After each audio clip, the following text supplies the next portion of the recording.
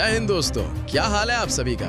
दोस्तों, भारतीय cricket team के श्रीलंका दौरे से जुड़ी इस वक्त की एक बहुत बड़ी और बेहद महत्वपूर्ण खबर सामने आ रही है। 15 अगस्त से भारत और श्रीलंका के बीच टेस्ट सीरीज का आगाज होने वाला है और सीरीज शुरू होने से ठीक पहले भारतीय टीम की स्क्वाड में एक बड़ा बदलाव देखने को मिला है। जी हाँ दोस्तों, आपने बिल्कुल सही सुना। बीसीसीआई की तरफ से टीम इंडिया की स्क्वाड को लेकर बड़ा अपडेट सामने आया है और इस अपडेट के बाद क्रिकेट फैंस के बीच भी काफी हलचल देखने को मिल रही है। एक खिलाड़ी चोट की वजह से इस टेस्ट सीरीज से बाहर हो गया है, जबकि उसकी जगह एक ऐसे खिलाड़ी को टीम में शामिल किया गया है जिसकी वापसी को लेकर काफी समय से चर्चा चल रही थी। अब सवाल यह है कि आखिर कौन सा खिलाड़ी टीम से बाहर हुआ है और किस खिलाड़ी को उसकी जगह टीम इंडिया में शामिल किया गया है। लेकिन दोस्तों, सिर्फ इतना ही नहीं है। श्रीलंका के खिलाफ होने वाली इस टेस्ट सीरीज के लिए टीम इंडिया की पूरी 15 सदस्यीय स्क्वाड भी सामने आ चुकी है और इस स्क्वाड में कई ऐसे बड़े और अनुभवी नाम शामिल हैं जिन पर इस पूरी सीरीज के दौरान सबकी नजर रहने वाली है। वहीं कुछ युवा खिलाड़ियों को भी टीम में जगह मिली है जो आने वाले समय में भारतीय टेस्ट क्रिकेट के लिए काफी महत्वपूर्ण साबित हो सकते हैं। कप्तानी की जिम्मेदारी किस खिलाड़ी के कंधों पर रहने वाली है, उप कप्तान कौन होगा, टीम में कितने बल्लेबाज हैं, कितने गेंदबाज हैं और ऑलराउंडर के तौर पर किन खिलाड़ियों को शामिल किया गया है, इन सभी चीजों की जानकारी आज आपको इस वीडियो में मिलने वाली है। और दोस्तों, सबसे खास बात यह है कि टीम में हुए इस बदलाव के बाद प्लेइंग 11 को लेकर भी काफी दिलचस्प स्थिति बन गई है, क्योंकि जब कोई खिलाड़ी चोट की वजह से बाहर होता है और उसकी जगह किसी दूसरे खिलाड़ी की टीम में एंट्री होती है तो जाहिर तौर पर टीम मैनेजमेंट के सामने भी कई सवाल खड़े हो जाते हैं कि आखिर पहले टेस्ट में किन खिलाड़ियों को मौका दिया जाए। क्या वापसी करने वाले खिलाड़ी को सीधे प्लेइंग 11 में जगह मिलेगी या फिर टीम मैनेजमेंट किसी और खिलाड़ी पर भरोसा करेगा, ये भी देखने वाली बात होगी। तो दोस्तों, अगर आप भी जानना चाहते हैं कि श्रीलंका के खिलाफ होने वाली टेस्ट सीरीज के लिए भारत की पूरी 15 सदस्यीय टीम में आखिर कौन कौन से खिलाड़ी शामिल है, किस खिलाड़ी को बाहर किया गया है, किसकी टीम में वापसी हुई है और पहले टेस्ट में किन खिलाड़ियों के खेलने की संभावना सबसे ज्यादा है, तो इस वीडियो को बिल्कुल भी मिस मत करना। वीडियो को आखिर तक जरूर देखना, क्योंकि आगे हम आपको एक एक करके टीम इंडिया के सभी 15 खिलाड़ियों के बारे में बताएंगे और साथ ही ये भी समझेंगे कि किस खिलाड़ी की टीम में क्या भूमिका रहने वाली है। तो चलिए दोस्तों, बिना किसी देरी के शुरू करते हैं और सबसे पहले आपको बताते हैं श्रीलंका के खिलाफ होने वाली टेस्ट सीरीज के लिए टीम इंडिया की पूरी 15 सदस्यीय स्क्वाड और देखते हैं कि इस बार भारतीय टीम में किन किन खिलाड़ियों को मौका मिला है। दोस्तों, अब बात कर लेते हैं कि आखिरकार भारत और श्रीलंका के बीच होने वाली ये टेस्ट सीरीज कहां पर और कब कब खेली जाने वाली है। यानी मैच की तारीख तो आपको पता चल ही गई होगी, लेकिन अब एक बार पूरा शेड्यूल और दोनों ग्राउंड की कंडीशन भी समझ लेते हैं, क्योंकि टेस्ट क्रिकेट में सिर्फ टीम में कौन कौन से खिलाड़ी हैं ये मायने नहीं रखता, बल्कि मैच किस मैदान पर खेला जा रहा है और उस मैदान की पिच कैसी है, इसका भी बहुत बड़ा रोल होता है। तो दोस्तों, सबसे पहले बात करते हैं सीरीज के पहले टेस्ट की। भारत और श्रीलंका के बीच पहला टेस्ट मैच शनिवार 15 अगस्त 2026 से बुधवार 19 अगस्त 2026 तक खेला जाएगा। ये मुकाबला गॉल इंटरनेशनल स्टेडियम गॉल श्रीलंका में होने वाला है।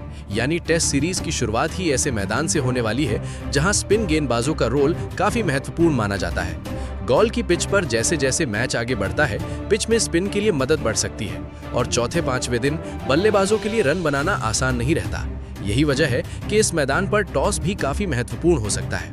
अब दोस्तों, अगर बात करें गॉल की ग्राउंड कंडीशन की, तो शुरुआत में बल्लेबाजों को अगर अच्छी तरह से सेट होने का मौका मिल जाए तो रन बनाए जा सकते हैं। नई गेंद के साथ तेज गेंदबाजों को भी शुरुआत में थोड़ी मदद मिल सकती है, लेकिन जैसे जैसे मैच आगे बढ़ता है, स्पिन गेंदबाजों का प्रभाव बढ़ने की उम्मीद रहती है और यही कारण है कि टीम मैनेजमेंट को यहां प्लेइंग 11 चुनते समय अपने स्पिन विकल्पों पर काफी ध्यान देना पड़ सकता है। हालिया रिपोर्ट्स में भी गॉल की पिच को स्पिन के लिए मददगार बताया जा रहा है और भारतीय टीम 3 लेफ्ट आर्म स्पिन विकल्पों को लेकर भी विचार कर रही है। अब यहाँ सबसे बड़ा सवाल आता है कि अगर टॉस जीत गए तो कप्तान क्या करना पसंद करेगा। तो दोस्तों, इसका फैसला पिच की उस दिन की वास्तविक स्थिति और मौसम देखकर ही होगा। अगर सुबह की कंडीशन में बल्लेबाजी ज्यादा मुश्किल नहीं दिखती है और पिच अच्छी नजर आती है तो पहले बल्लेबाजी करके बड़ा स्कोर खड़ा करना एक अच्छा विकल्प हो सकता है। लेकिन अगर शुरुआत में गेंदबाजों के लिए कुछ मदद दिखाई देती है तो पहले गेंदबाजी करके विपक्षी टीम के शुरुआती विकेट निकालने की कोशिश भी की जा सकती है। खासकर टेस्ट मैच में पहली पारी में बड़ा स्कोर बनाने का फायदा बाद में काफी ज्यादा मिल सकता है। और दोस्तों, यहाँ श्रीलंका की स्पिन गेंदबाजी भी भारत के बल्लेबाजों के लिए एक बड़ी चुनौती बन सकती है। वहीं दूसरी तरफ भारतीय टीम के पास भी ऐसे स्पिन गेंदबाज मौजूद हैं जो इस तरह की पिच पर मैच का रुख बदल सकते हैं। इसलिए गॉल में मुकाबला सिर्फ बल्लेबाज बनाम गेंदबाज का नहीं, बल्कि स्पिनर्स की रणनीति और बल्लेबाजों की पेशेंस का भी होने वाला है। इसके अलावा श्रीलंका की गर्म और उमस भरी परिस्थितियों में तेज गेंदबाजों के लिए भी चुनौती रहने वाली है। भारतीय गेंदबाजी कोच मोर्ने मोरकल ने भी इन परिस्थितियों में गेंद के जल्दी सॉफ्ट होने की चुनौती की बात कही है। अब दोस्तों, पहले टेस्ट के बाद दोनों टीमें सीधे कोलंबो का रुख करेंगी और यहां से सीरीज का दूसरा और आखिरी टेस्ट शुरू होगा। दूसरा टेस्ट रविवार 23 अगस्त 2026 से गुरुवार 27 अगस्त 2026 तक खेला जाएगा और ये मुकाबला सिंघले स्पोर्ट्स क्लब यानी एसएससी ग्राउंड कोलंबो में होने वाला है। आईसीसी और श्रीलंका क्रिकेट के शेड्यूल के मुताबिक भी यही दोनों टेस्ट के वेन्यू हैं। अब बात करते हैं कोलंबो के इस मैदान की। दोस्तों, एसएससी ग्राउंड यानी सिंघले स्पोर्ट्स क्लब ग्राउंड श्रीलंका के पुराने और महत्वपूर्ण क्रिकेट मैदानों में से एक है और यहाँ लंबे समय से अंतर्राष्ट्रीय क्रिकेट खेला जाता रहा है। टेस्ट रिकॉर्ड की बात करें तो यहाँ का मुकाबला गॉल से थोड़ा अलग देखने को मिल सकता है। उपलब्ध टेस्ट आंकड़ों के मुताबिक इस मैदान पर पहली पारी का औसत स्कोर करीब 323 रन, दूसरी पारी का करीब 354 रन, तीसरी पारी का करीब 273 रन और चौथी पारी का करीब 182 रन रहा है। यानी जैसे जैसे टेस्ट मैच आगे बढ़ता है, बल्लेबाजी की परिस्थितियां बदल सकती हैं और चौथी पारी में रन बनाना काफी मुश्किल हो सकता है। इसका मतलब साफ है दोस्तों कि कोलंबो में भी पहली पारी में अच्छा स्कोर बनाना बहुत महत्वपूर्ण हो सकता है। अगर कोई टीम शुरुआत में अच्छी बल्लेबाजी करती है और 350-400 के आसपास या उससे बड़ा स्कोर खड़ा कर देती है तो वो विपक्षी टीम पर काफी दबाव डाल सकती है। वहीं मैच के आखिरी 2 दिनों में अगर पिच धीमी होती है और गेंदबाजों को मदद मिलने लगती है तो चौथी पारी में लक्ष्य का पीछा करना काफी मुश्किल हो सकता है। और दोस्तों, सबसे दिलचस्प बात यह है कि एसएससी ग्राउंड के ऐतिहासिक टेस्ट रिकॉर्ड में बल्लेबाजी पहले करने वाली और गेंदबाजी पहले करने वाली टीमों के नतीजे काफी संतुलित रहे हैं। इसलिए यहाँ भी सिर्फ टॉस जीतना ही मैच जीतने की गारंटी नहीं है। टॉस के बाद कप्तान को पिच, मौसम और उस समय की परिस्थितियों को देखकर फैसला लेना होगा। तो कुल मिलाकर दोस्तों, भारत और श्रीलंका की ये 2 टेस्ट मैचों की सीरीज सिर्फ खिलाड़ियों के प्रदर्शन की वजह से ही खास नहीं होने वाली है, बल्कि दोनों अलग अलग मैदानों की परिस्थितियां भी इस सीरीज में बहुत बड़ा रोल निभाने वाली हैं। पहले गॉल में स्पिन और 5वें दिन की पिच एक बड़ी चुनौती हो सकती है, जबकि कोलंबो में पहली पारी का बड़ा स्कोर और मैच के आगे बढ़ने के साथ बदलती परिस्थितियां मुकाबले को रोमांचक बना सकती हैं। और अब दोस्तों, जब आपको ये पता चल गया कि मुकाबले कब और कहां खेले जाएंगे और दोनों मैदानों की पिच किस तरह का खेल दिखा सकती है, तो अब सबसे बड़ा सवाल आता है कि आखिर इन परिस्थितियों को ध्यान में रखते हुए बीसीसीआई ने भारत की 15 सदस्यीय टीम में किन किन खिलाड़ियों को जगह दी है।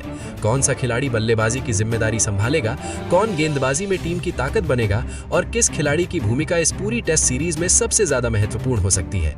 चलिए अब आपको बताते हैं भारत की पूरी 15 सदस्यीय स्क्वाड।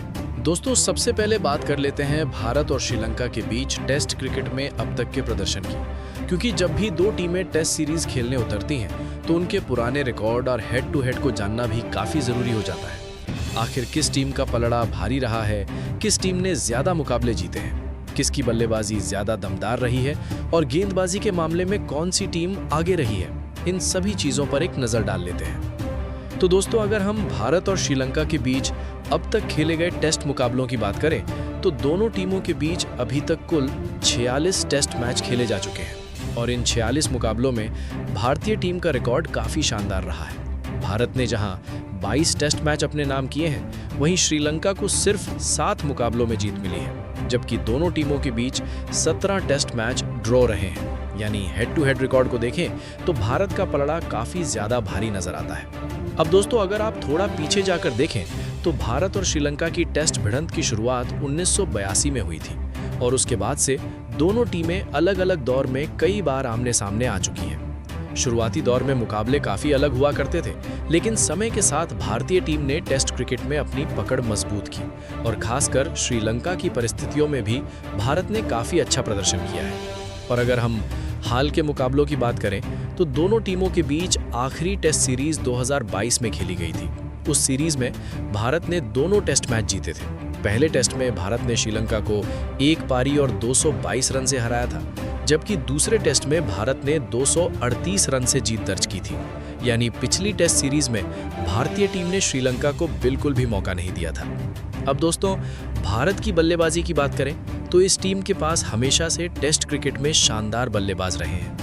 भारत की सबसे बड़ी ताकत रही है कि उसके टॉप ऑर्डर के बल्लेबाज लंबे समय तक क्रीज पर टिककर बड़ी पारियां खेलने की क्षमता रखते हैं। अगर भारतीय बल्लेबाज पहली पारी में बड़ा स्कोर खड़ा कर देते हैं तो उसके बाद भारतीय गेंदबाज विपक्षी टीम पर दबाव बनाने में काफ़ी मजबूत नजर आते हैं। और भारत के बल्लेबाजी इतिहास की बात करें तो श्रीलंका के खिलाफ कई बड़ी पारियां खेली गई हैं। वीरेंद्र सहवाग ने श्रीलंका के खिलाफ 293 रन की शानदार पारी खेली थी, जबकि गॉल में उन्होंने नाबाद 201 रन भी बनाए थे। भारत का श्रीलंका के खिलाफ सबसे बड़ा टीम स्कोर 726/9 घोषित रहा है, जो 2009 में मुंबई में बनाया गया था।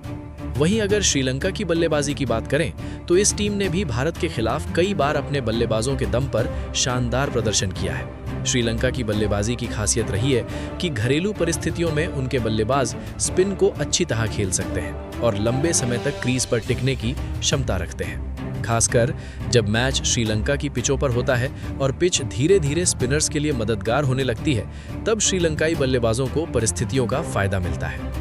लेकिन दोस्तों, अगर हम सिर्फ हेड टू हेड आंकड़ों को देखें तो यहाँ भी भारत काफी आगे नजर आता है। 46 टेस्ट में 22 जीत भारत के नाम है, जबकि श्रीलंका के खाते में सिर्फ 7 जीत है। इसका मतलब ये नहीं है कि श्रीलंका को कमजोर समझा जा सकता है, क्योंकि टेस्ट क्रिकेट में परिस्थितियां बहुत बड़ा अंतर पैदा करती हैं। खासकर गौले और कोलंबो जैसे मैदानों पर श्रीलंका अपने स्पिन गेंदबाजों के दम पर किसी भी मजबूत बल्लेबाजी लाइनअप को परेशान कर सकता है। अब आते हैं गेंदबाजी पर। दोस्तों, टेस्ट क्रिकेट में अगर भारत की सबसे बड़ी ताकत की बात करें तो बल्लेबाजी के साथ साथ उसकी गेंदबाजी भी रही है। भारत के पास अलग अलग परिस्थितियों में विकेट निकालने वाले गेंदबाज रहे हैं, तेज गेंदबाजों से लेकर दुनिया के बेहतरीन स्पिनर्स तक। श्रीलंका की परिस्थितियों में तो स्पिन गेंदबाजी का महत्व और भी बढ़ जाता है, इसलिए भारतीय टीम के स्पिन विभाग पर भी सबकी नजर रहने वाली है। वहीं अगर श्रीलंका की बात करें तो इस टीम की सबसे बड़ी ताकत लंबे समय से उसकी स्पिन गेंदबाजी रही है। श्रीलंका ने क्रिकेट को मुथैया मुरलीधरन जैसे महान स्पिन गेंदबाज दिए हैं और घरेलू पिचों पर स्पिन का इस्तेमाल करना श्रीलंकाई क्रिकेट संस्कृति का एक बड़ा हिस्सा रहा है। इसलिए भारतीय बल्लेबाजों के सामने श्रीलंकाई स्पिनर्स एक बड़ी चुनौती पेश कर सकते हैं। एक और दिलचस्प आंकड़ा दोस्तों ये है कि भारत ने श्रीलंका के खिलाफ टेस्ट क्रिकेट में कई बड़ी जीत दर्ज की है। 2017 के श्रीलंका दौरे पर भारत ने एक टेस्ट में एक पारी और 171 रन से जीत हासिल की थी, जबकि उसी दौरे की दूसरी टेस्ट जीत भारत ने एक पारी और 239 रन से दर्ज की थी। 2022 में भी भारत ने दोनों टेस्ट बड़े अंतर से जीते थे। और दोस्तों, यही वजह है कि इस बार भी जब भारत और श्रीलंका की टेस्ट सीरीज शुरू होगी तो आंकड़ों के हिसाब से भारतीय टीम को मजबूत दावेदार माना जा सकता है। लेकिन टेस्ट क्रिकेट का सबसे बड़ा नियम यही है कि पुराने रिकॉर्ड मैदान पर मैच नहीं जिताते। मैदान पर उस दिन कौन बेहतर क्रिकेट खेलता है, कौन अपने मौके को भुनाता है और कौन दबाव में गलती नहीं करता, आखिरकार जीत उसी टीम की होती है। तो कुल मिलाकर अगर भारत और श्रीलंका की तुलना करें तो head to head record Bharat के पक्ष में काफी मजबूत है। भारत की बल्लेबाजी में ज्यादा गहराई दिखाई देती है और गेंदबाजी में भी भारत के पास कई मैच विनिंग विकल्प हैं। वहीं श्रीलंका की सबसे बड़ी ताकत उसकी घरेलू परिस्थितियां, स्पिन गेंदबाजी और अपने मैदान पर खेलने का फायदा है। इसलिए सीरीज एक तरफा बिल्कुल भी नहीं मान सकते, खासकर जब मुकाबला श्रीलंका की पिचों पर होने वाला है। और अब दोस्तों, जब आपको भारत और श्रीलंका के बीच टेस्ट क्रिकेट का पूरा इतिहास और हेड टू हेड समझ आ गया है, तो अब असली सवाल ये है कि इस बार मैदान पर कौन कौन से खिलाड़ी उतरने वाले हैं। बीसीसीआई ने भारत की 15 सदस्यीय टीम में किन खिलाड़ियों को मौका दिया है, किस खिलाड़ी की वापसी हुई है और कौन सा खिलाड़ी इस सीरीज में भारतीय टीम के लिए सबसे बड़ा मैच विनर साबित हो सकता है। चलिए अब आपको बताते हैं भारत की पूरी 15 सदस्यीय स्क्वाड। दोस्तों, तो अब बात कर लेते हैं कि आखिरकार आप इस पूरी टेस्ट सीरीज को लाइव कहां और कैसे देख सकते हैं। अगर आप मोबाइल में भारत और श्रीलंका के बीच होने वाले इन टेस्ट मुकाबलों को लाइव देखना चाहते हैं तो आप सोनी लिव पर इन मैचों की लाइव स्ट्रीमिंग देख सकते हैं। वहीं अगर आप टीवी पर मैच देखना चाहते हैं तो सोनी स्पोर्ट्स नेटवर्क के चैनल्स पर आपको इन मुकाबलों का सीधा प्रसारण देखने को मिलेगा। इसके अलावा दोस्तों, अगर आप बिना किसी पेड सब्सक्रिप्शन के मैच देखना चाहते हैं तो डीडी स्पोर्ट्स पर भी लाइव प्रसारण उपलब्ध रहेगा। हालांकि डीडी स्पोर्ट्स की उपलब्धता आपकी टीवी सर्विस और डीडी फ्री डिश सेटअप पर निर्भर कर सकती है। यानी दोस्तों, मैच देखने के लिए आपके पास मोबाइल और टीवी दोनों पर ऑप्शन मौजूद है, इसलिए इस टेस्ट सीरीज का एक भी मुकाबला मिस करने की जरूरत नहीं है। और अब दोस्तों, बिना समय गवाए यहाँ पर बात कर लेते हैं कि आखिरकार बीसीसीआई ने भारत की इस टेस्ट टीम में किन किन खिलाड़ियों को मौका दिया है।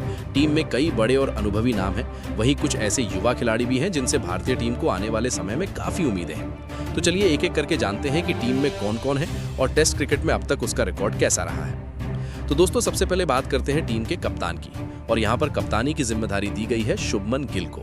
शुभमन गिल अब सिर्फ भारतीय टीम के एक शानदार बल्लेबाज ही नहीं है, बल्कि टेस्ट क्रिकेट में टीम इंडिया की कप्तानी भी संभाल रहे हैं। और अगर उनके टेस्ट करियर की बात करें तो 2026 के उपलब्ध आंकड़ों के मुताबिक शुभमन गिल ने भारत के लिए 41 टेस्ट मैच खेले हैं, जिसमें उन्होंने 75 पारियों में 2,969 रन बनाए हैं। उनका बल्लेबाजी औसत करीब 43 का है, जबकि टेस्ट क्रिकेट में उनका सबसे बड़ा स्कोर 269 रन है। गिल के नाम टेस्ट में 11 शतक और 8 अर्धशतक भी हैं। यानी दोस्तों आंकड़े साफ बताते हैं कि गिल के अंदर बड़ी पारी खेलने की क्षमता है और अब कप्तान के तौर पर उनके ऊपर बल्लेबाजी के साथ साथ टीम को सही दिशा में ले जाने की जिम्मेदारी भी रहने वाली है।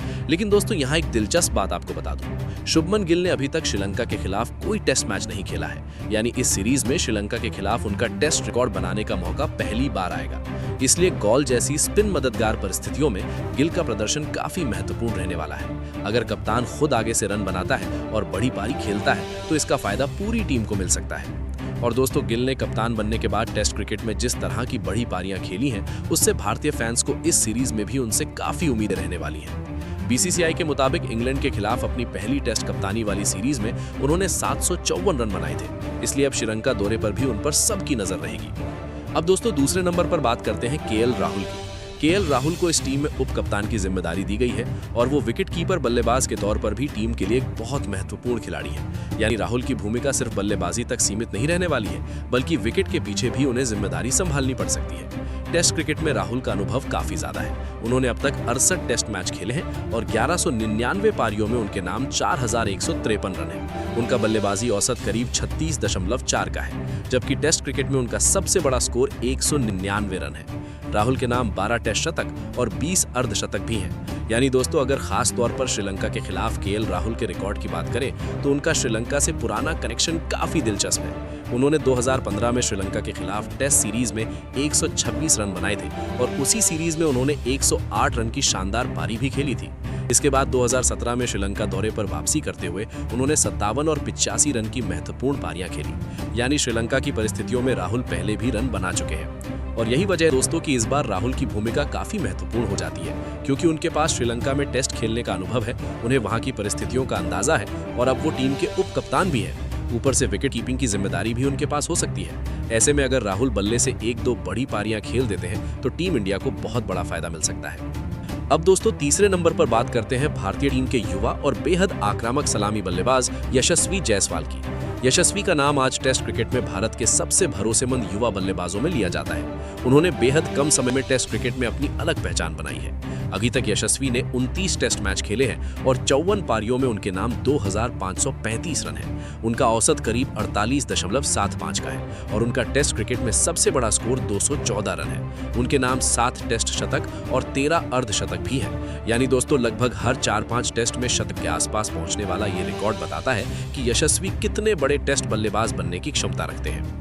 यशस्वी की सबसे बड़ी खासियत दोस्तों ये है कि वो शुरुआत से ही गेंदबाजों पर दबाव बनाने की कोशिश करते हैं। वो सिर्फ रुककर बल्लेबाजी करने वाले खिलाड़ी नहीं है, बल्कि मौका मिलते ही बड़े शॉट खेलने की क्षमता रखते हैं। लेकिन श्रीलंका की पिचों पर उनके सामने एक अलग चुनौती रहने वाली है, क्योंकि वहां स्पिन गेंदबाजों को मैच आगे बढ़ने के साथ काफी मदद मिल सकती है। और सबसे खास बात यह है कि यशस्वी ने अभी तक श्रीलंका के खिलाफ कोई टेस्ट मैच नहीं खेला है, इसलिए सीरीज में उनका श्रीलंका के खिलाफ टेस्ट रिकॉर्ड भी पहली बार बनेगा। अब दोस्तों चौथे नंबर पर आते हैं उस खिलाड़ी के ऊपर जिसका नाम सुनते ही भारतीय क्रिकेट फैंस के चेहरे पर अलग ही उत्साह आ जाता है। जी हाँ दोस्त, बात कर रहे हैं ऋषभ पंत की। ऋषभ पंत भारतीय टीम के विकेट कीपर बल्लेबाज हैं और टेस्ट क्रिकेट में उन्होंने कई बार ऐसी पारियां खेली हैं जिन्होंने पूरे मैच का रुख बदल दिया है। मौजूदा बीसीसीआई आंकड़ों के मुताबिक पंत ने 50 टेस्ट मैच खेले हैं और 87 पारियों में उनके नाम 3557 रन है। उनका टेस्ट बल्लेबाजी औसत करीब 43.4 का है, जबकि टेस्ट क्रिकेट में उनका सबसे बड़ा स्कोर 159 रन है। उनके नाम 8 टेस्ट शतक और 19 अर्धशतक भी हैं। और दोस्तों अगर खास तौर पर श्रीलंका के खिलाफ ऋषभ पंत के रिकॉर्ड की बात करें तो यहाँ आंकड़े और भी दिलचस्प हो जाते हैं। पंत ने 2022 में श्रीलंका के खिलाफ 2 टेस्ट मैच खेले थे और सिर्फ 3 पारियों में उन्होंने 185 रन बनाए थे। उनका औसत करीब 61.67 रहा था। पहले टेस्ट में उन्होंने 96 रन की शानदार पारी खेली थी और दूसरे टेस्ट में सिर्फ 31 गेंदों में 50 रन बनाकर टेस्ट क्रिकेट में उस समय सबसे तेज अर्धशतक का रिकॉर्ड भी बनाया था। यानी दोस्तों श्रीलंका के खिलाफ पंत का टेस्ट रिकॉर्ड काफी शानदार रहा है। और यही वजह है दोस्तों कि जब भारत श्रीलंका की स्पिन वाली पिचों पर खेलने उतरेगा तो ऋषभ पंत से बहुत उम्मीदें रहने वाली हैं, क्योंकि पंत का खेल बाकी बल्लेबाजों से थोड़ा अलग है। जहां दूसरे बल्लेबाज स्पिन के खिलाफ संभल कर खेलने की कोशिश करते हैं, वहीं पंत गेंदबाज पर दबाव डालने की कोशिश करते हैं। अगर वो एक बार सेट हो गए तो मैच की दिशा कुछ ही ओवरों में बदल सकते हैं। लेकिन दोस्तों, टीम इंडिया की कहानी अभी खत्म नहीं हुई है। इन 4 बड़े नामों के बाद स्क्वाड में कुछ ऐसे खिलाड़ी भी मौजूद हैं जिनके प्रदर्शन पर इस सीरीज में सबकी नजर रहने वाली है। तो चलिए अब आगे बढ़ते हैं और जानते हैं टीम इंडिया के अगले खिलाड़ियों के बारे में। दोस्तों, अब 5वें नंबर पर बात करते हैं विकेटकीपर बल्लेबाज ध्रुव जुरेल की। ध्रुव जुरेल को टीम में एक विकेटकीपर के तौर पर शामिल किया गया है और टेस्ट क्रिकेट में उन्होंने अभी तक 10 मुकाबले खेले हैं, जिसमें उनके नाम 478 रन है और उनका सबसे बड़ा स्कोर 125 रन रहा है। उनका बल्लेबाजी औसत करीब 34 का है। ध्रुव की सबसे बड़ी खासियत यह है कि वो दबाव की स्थिति में काफी संयम के साथ बल्लेबाजी कर सकते हैं। इंग्लैंड के खिलाफ अपने शुरुआती टेस्ट मैचों में ही उन्होंने 90 रन की शानदार पारी खेलकर अपनी क्षमता दिखा दी थी। हालांकि दोस्तों, श्रीलंका के खिलाफ अभी तक उनका टेस्ट रिकॉर्ड नहीं है, क्योंकि उन्होंने श्रीलंका के खिलाफ कोई टेस्ट मैच नहीं खेला है। इसलिए इस दौरे पर उनके लिए श्रीलंका के खिलाफ पहली बार टेस्ट क्रिकेट में प्रदर्शन करने का मौका होगा। अब दोस्तों, 6वें नंबर पर आते हैं टीम इंडिया के सबसे अनुभवी ऑलराउंडरों में से एक रविंद्र जडेजा। जडेजा टीम के लिए बल्ले और गेंद दोनों से बेहद महत्वपूर्ण खिलाड़ी हैं। उनके टेस्ट करियर की बात करें तो उन्होंने 89 टेस्ट मैच खेले हैं और 4000 से ज्यादा रन बनाए हैं। साथ ही 300 से ज्यादा विकेट भी उनके नाम है। यानी दोस्तों, जडेजा सिर्फ गेंदबाज नहीं है, बल्कि जरूरत पड़ने पर बल्ले से भी मैच का रुख बदल सकते हैं। और अगर श्रीलंका के खिलाफ जडेजा के रिकॉर्ड की बात करें तो यहाँ उनका प्रदर्शन काफी शानदार रहा है। उन्होंने श्रीलंका के खिलाफ 7 टेस्ट मैचों में 326 रन बनाए हैं और 33 विकेट भी लिए हैं। सबसे खास बात तो 2022 की है, जब मोहाली टेस्ट में जडेजा ने नाबाद 175 रन की शानदार पारी खेली और उसी मैच में 9 विकेट भी हासिल किए थे। यानी दोस्तों, श्रीलंका के खिलाफ जडेजा का रिकॉर्ड देखकर साफ पता चलता है कि वो इस सीरीज में भारत के सबसे बड़े मैच विनर में से एक हो सकते हैं। अब दोस्तों, 7वें नंबर पर हैं कुलदीप यादव। कुलदीप टीम इंडिया के बाएं हाथ के गेंदबाज हैं और खासकर टेस्ट क्रिकेट में उनकी कलाई की स्पिन बल्लेबाजों के लिए काफी परेशानी खड़ी कर सकती है। श्रीलंका जैसी स्पिन मददगार पिचों पर कुलदीप का रोल और भी ज्यादा महत्वपूर्ण हो जाता है। यही वजह है कि गॉल के पहले टेस्ट में Bharat 3 left arm spinners Jadeja, Kuldeep और मानव सुथार के साथ उतरने पर भी विचार कर रहा है। कुलदीप का श्रीलंका के खिलाफ टेस्ट रिकॉर्ड अभी बहुत बड़ा नहीं है, लेकिन उनकी गेंदबाजी की वैरायटी ऐसी है कि वो किसी भी पिच पर विकेट निकाल सकते हैं। खासकर जब पिच से स्पिन मिलना शुरू हो जाए तो कुलदीप अपनी गुगली और टर्न से बल्लेबाजों को काफी परेशान कर सकते हैं। इसलिए दोस्तों, इस सीरीज में कुलदीप पर भी सबकी नजर रहने वाली है। और अब दोस्तों, 8वें नंबर पर हैं युवा स्पिन ऑलराउंडर मानव सुथार। मानव सुथार के लिए ये मौका काफी बड़ा है, क्योंकि उन्हें भारतीय टेस्ट टीम में अपनी जगह मजबूत करने का अवसर मिल रहा है। घरेलू क्रिकेट में उन्होंने गेंद के साथ साथ बल्ले से भी उपयोगी प्रदर्शन किया है और 2026 में अफगानिस्तान के खिलाफ टेस्ट में भी उन्हें मौका मिला था। वहां उन्होंने गेंदबाजी के साथ बल्लेबाजी में भी योगदान दिया। तो दोस्तों, अभी तक आपने जान लिया टीम इंडिया के 8 खिलाड़ियों के बारे में। अब आगे बढ़ते हैं और जानते हैं कि इसके बाद टीम में कौन कौन से तेज गेंदबाज और दूसरे खिलाड़ी शामिल हैं, क्योंकि श्रीलंका की पिच पर स्पिन के साथ साथ तेज गेंदबाजों का रोल भी काफी महत्वपूर्ण रहने वाला है। दोस्तों, अब आगे बढ़ते हैं और बात करते हैं टीम इंडिया के 9वें खिलाड़ी की, और यहाँ पर नाम आता है मोहम्मद सिराज का। सिराज भारतीय टीम के सबसे भरोसेमंद तेज गेंदबाजों में से एक है और टेस्ट क्रिकेट में लंबे स्पेल डालकर लगातार विकेट निकालने की उनकी क्षमता टीम के लिए काफी महत्वपूर्ण रहती है। खासकर जब गेंद नहीं हो तो सिराज अपनी स्विंग और सीम मूवमेंट से बल्लेबाजों को परेशान कर सकते हैं। श्रीलंका की परिस्थितियों में भी अगर उन्हें नई गेंद से थोड़ी मदद मिलती है तो वो शुरुआती विकेट निकालकर भारत को अच्छी शुरुआत दिला सकते हैं। अब दोस्तों, 10वें नंबर पर है प्रसिद्ध कृष्णा। प्रसिद्ध कृष्णा की लंबाई और उछाल उनकी गेंदबाजी की सबसे बड़ी ताकत है। टेस्ट क्रिकेट में उन्हें अभी खुद को पूरी तरह साबित करना बाकी है, लेकिन अगर गोले की पिच पर तेज गेंदबाजों को थोड़ी बाउंस या सीम मिलती है तो प्रसिद्ध अपनी हाइट का फायदा उठा सकते हैं। ऐसे में सिराज के साथ उनकी जोड़ी श्रीलंका के बल्लेबाजों के लिए परेशानी खड़ी कर सकती है। इसके बाद दोस्तों, 11वें नंबर पर है गुरनूर बराड़। गुरनूर के लिए ये मौका काफी बड़ा है, क्योंकि वो अभी अंतर्राष्ट्रीय स्तर पर अपना नाम बनाने की कोशिश कर रहे हैं। घरेलू क्रिकेट और इंडिया ए में उनके प्रदर्शन के बाद उन्हें टीम में जगह मिली है। अगर उन्हें सीरीज में डेब्यू करने का मौका मिलता है तो जाहिर तौर पर उनके करियर का ये बहुत बड़ा पल होगा। और दोस्तों, इस तरह के युवा खिलाड़ियों पर नजर रखना भी काफी दिलचस्प रहता है, क्योंकि कभी कभी यही खिलाड़ी अपने पहले ही बड़े मौके को यादगार बना देते हैं। अब दोस्तों, 12वें नंबर पर आते हैं देवदत्त पड्डिकल।